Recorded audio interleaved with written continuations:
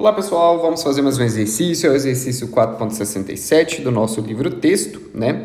E o que esse exercício ele fala pra gente? Bom, para o circuito 6.70, que é esse circuito aqui abaixo, calcule o valor de R, que fará com que a energia armazenada no capacitor será a mesma energia armazenada no indutor em condição CC, né? Então isso aqui é muito importante pra gente. Por quê, pessoal?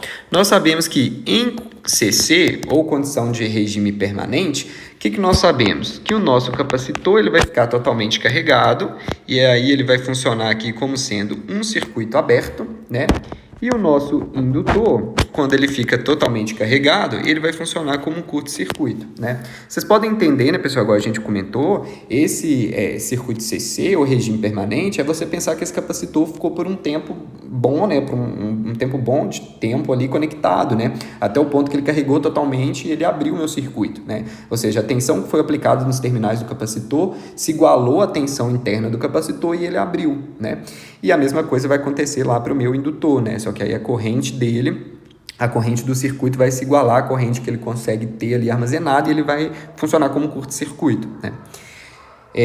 Bom, então vamos lá. E uma informação aqui que ele deu que é muito importante para a gente, que ele fala que na condição CC, né, para esse circuito em específico, a energia do capacitor é igual à energia do indutor. Isso aqui é muito importante, a gente vai usar já essa informação, tá bom?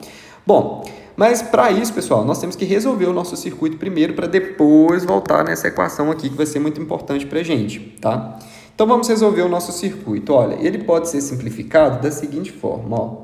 Eu vou ter aqui uma fonte de corrente de 5 amperes, vou ter aqui uma resistência de 2 ohms, o meu capacitor aqui, ele abriu, vou ter uma certa resistência aqui em cima e vou ter um indutor aqui que virou um curto-circuito, né? Bom, e o que eu tenho que encontrar aqui? Eu tenho que encontrar tanto a minha corrente do indutor em regime permanente e a minha tensão do capacitor em regime permanente, né?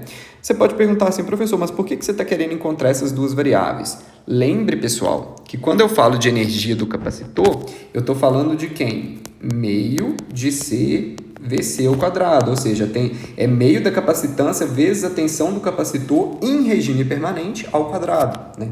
E quem que é a tensão do indutor? É meio de L e L ao quadrado. Então, esse é o motivo de eu estar tentando encontrar aqui a tensão do capacitor e a corrente do indutor em regime permanente, tá bom? Porque depois eu vou voltar nessa minha equação asterisco aqui, né? E vou encontrar o valor da minha resistência que o exercício pede, tá? Então, vamos lá. Olhando esse exercício aqui, ficou muito fácil, né, pessoal? Por quê? Por divisor de corrente, eu consigo descobrir quem que é IL, né?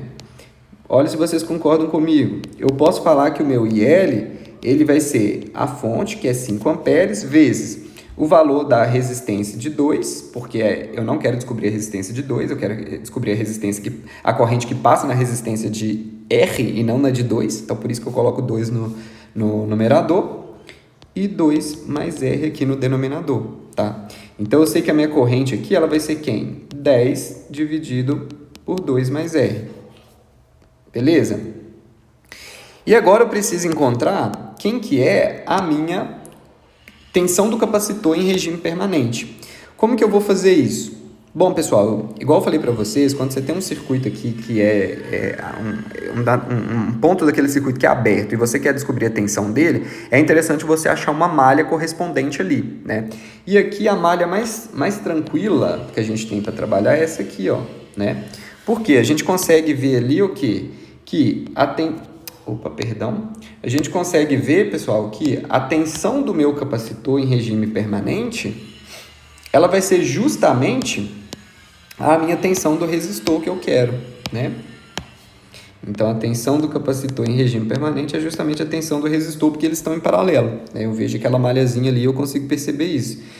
Então, o que acontece? A minha tensão do meu capacitor vai ser a resistência vezes a corrente que passa nessa resistência, que é justamente IL. Então, eu posso afirmar que a minha tensão do capacitor em regime permanente vai ser quem?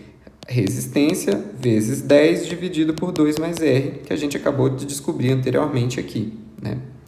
Então, pessoal, agora nós temos o valor da corrente do capacitor em regime permanente e da tensão do a corrente do indutor em regime permanente e a tensão do capacitor em regime permanente.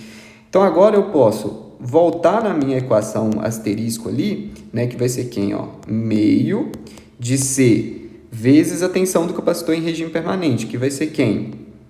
R vezes 10 sobre 2 mais R ao quadrado, igual a meio da minha indutância, L, e aí quem que vai ser aqui a minha corrente, né? Vai ser 10 mais 2 mais R ao quadrado. Aqui agora, pessoal, nós podemos fazer algumas simplificações. Ó. Posso cortar esse meio com esse meio. Isso aqui vai ser igual a capacitância. Quem que é a minha capacitância? 160 micro. Deu no exercício, né? Essa resistência eu posso colocar ela ao quadrado vezes 10 mais 2 mais R ao quadrado. Isso aqui é igual à minha indutância. A minha indutância, o exercício já deu, que é 4 mili sobre 10 sobre 10 mais R ao quadrado.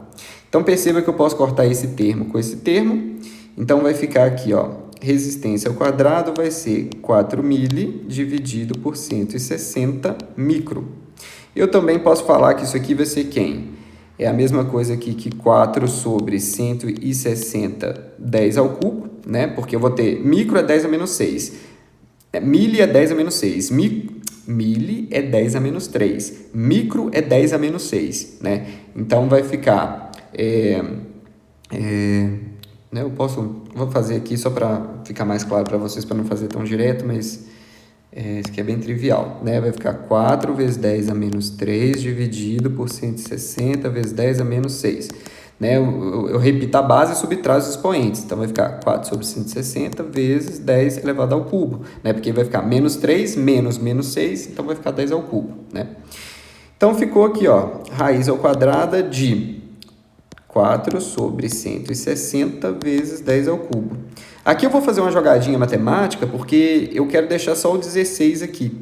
Se eu quero deixar só o 16 aqui, eu vou ter que tirar um expoente ali, né? Porque é como se eu estivesse multiplicando por 10 em cima, então tem que dividir por 10 embaixo. Então, isso aqui vai ficar quem? Ó? R ao quadrado é igual a 4 sobre 16 vezes 10 ao quadrado. Então, meu R vai ser raiz disso, né? De 4 sobre 16 vezes 10 ao quadrado, né? Então, isso aqui vai ser quem? Vai ser 2 sobre 4 vezes 10. Então, meu R, pessoal, vai ser justamente 20 sobre 4. Então, meu R vai ser justamente 5 ohms. Tranquilo, pessoal? Esse exercício é bem tranquilo, né? Até mais, pessoal.